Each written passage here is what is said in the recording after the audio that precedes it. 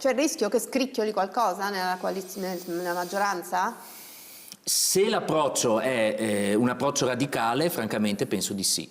Il tema che potrebbe fare scricchiolare la maggioranza, secondo il consigliere di Azione Italia Viva Renew Europe Pier Enrico Scalettaris, è quello dell'aumento delle tariffe dei parcheggi cittadini, un tema sollecitato dall'assessore Marchiol come soluzione a un sistema di sosta, quello attuale, troppo ingessato, come ha spiegato ai nostri microfoni.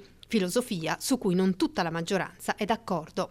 Noi non abbiamo nessuna intenzione, per quanto ci riguarda, di dare un via libera a un aumento generalizzato del costo della sosta, perché lo riteniamo semplicemente che non ha nessuna giustificazione. SSM non ha assolutamente bisogno di soldi, anzi SSM fa utili, che già è per una partecipata qualcosa che a me sempre lascia perplesso. La dico diversamente: se SSM dice, o noi diciamo SSM meglio, aumentiamo facciamo un aumento delle tariffe, perché con quei fondi in più che avrai fai tu l'ampliamento del parcheggio Moretti, questo mi sembra anche una cosa che possa essere ragionevole, nel senso che c'è un fine. Ma se l'aumento è fatto solo per rendere più complicato venire in città le automobili, ecco, questo francamente noi non siamo d'accordo.